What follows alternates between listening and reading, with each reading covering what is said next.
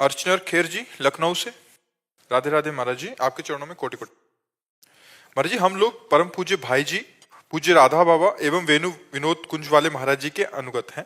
महाराज जी, मेरा प्रश्न है कि पूज्य भाई जी एवं पूज्य राधा बाबा के लेखों में आत्म साक्षात्कार के विषय में पढ़ा व सुना भी। महाराज जी, आत्म साक्षात्कार एवं निकुंज रस में क्या अंतर है तथा दोनों में पहले किसकी उपलब्धि होती है? आत्म साक्षात्कार पहले आत्मबोध होता है, फिर निकुंज में प्रवेश होता है।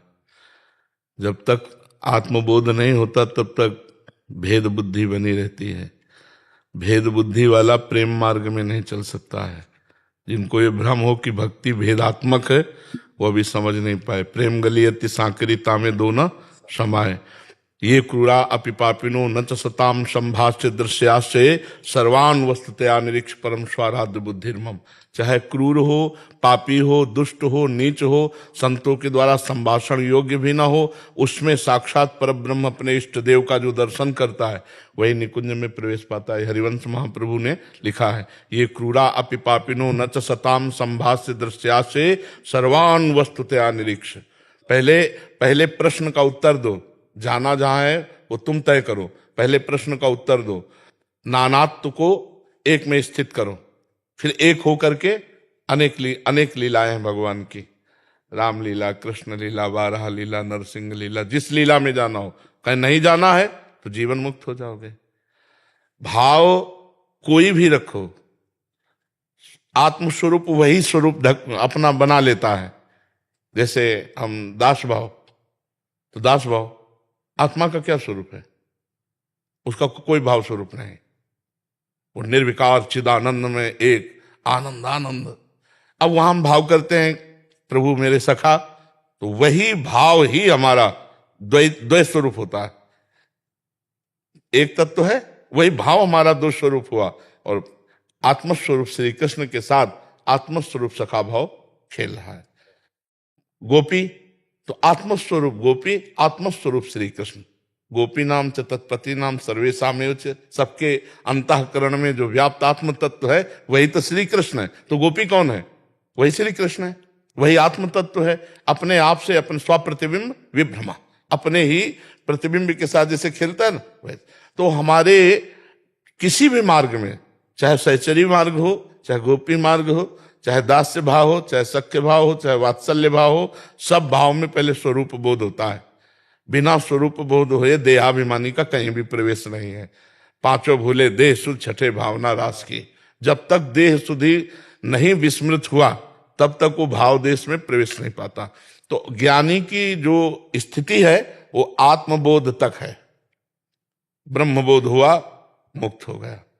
ब्रह्म तेज को ज्योति जान, योगेश्वर धने ध्यान, ताही को आवरण ता नहीं पावे को जान।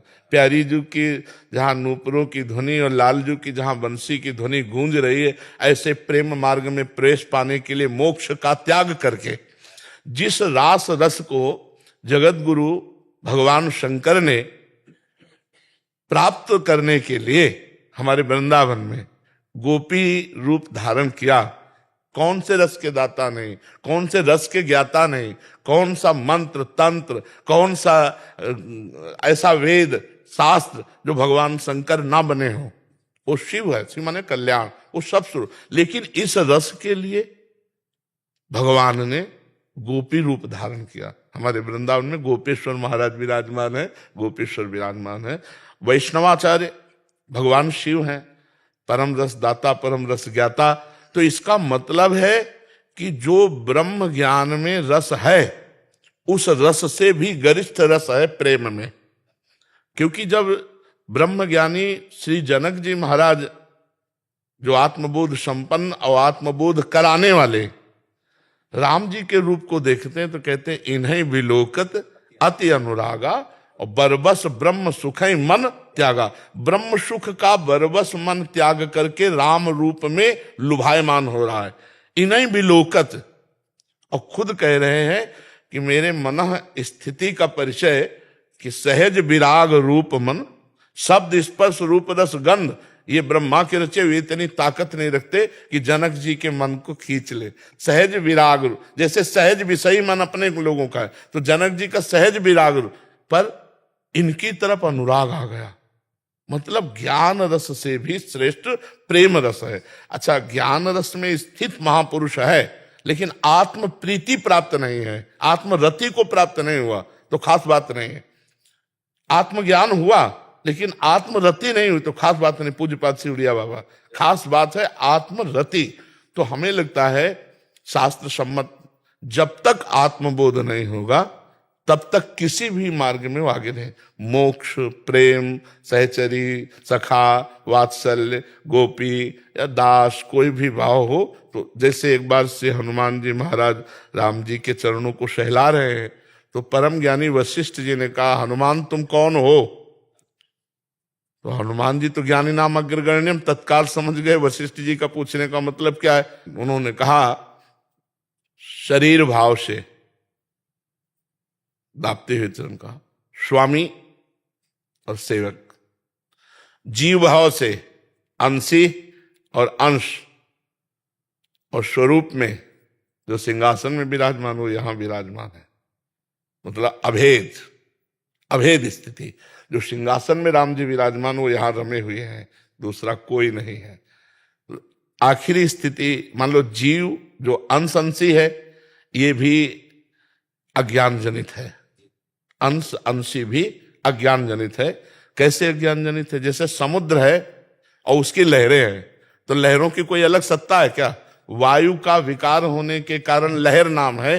वायु विकार हटा तो समुद्र ही लहरा रहा था, और को तो नहीं था ना, वो परमात्मा ही था, दूसरा कोई है नहीं, उसके सिवा है नहीं। वासुदेव सर्वमिति सा महात्मा सुदुर्लभा। तो आत्मज्ञान के बिना, आत्मबोध के बिना किसी भी मार्ग में आगे जो ऊंचाई है उसमें ऊंचाई नहीं। भेदभाव से शुरू होता है, अभेद में स्थित हो जाता है। जैसे श्री कृष्ण प्रेमी की स्थिति होती है, ब्रह्म नहीं, माया नहीं, नहीं जीव नहीं काल, अपनी ही सुधि ना रही, एक रहे नंदलाल। सवाल हल हो गया, एक रहे नंदलाल। जैसे सर्वम खलमिदम ब्रह्म एको ब्रह्म द्वितीयो नास्ति। सवाल हल किए बिना वो अध्यात्म की ऊंचाई पर नहीं चढ़ा जा सकता। तो मुझे लगता है कि जब तक आत्मबोध नहीं होता तब तक आगे नहीं बढ़ा जा सकता। ये बाहरी भक्ति की तो बात अलग है, आंतरिक ऊंचाई पे चढ़ने के लिए। और वैसे भी जहां जीव भगवान के दर्शन पाता है तो सबसे पहले आत्मबोध होता है। मम दर्शन फल परमन जीव पाव निज सह स्वरूपा। आत्मबोध है बिना तो बात ही नहीं बनती। समझ पाए आप? जी हाँ पांडे जी, उत्तराखंड से।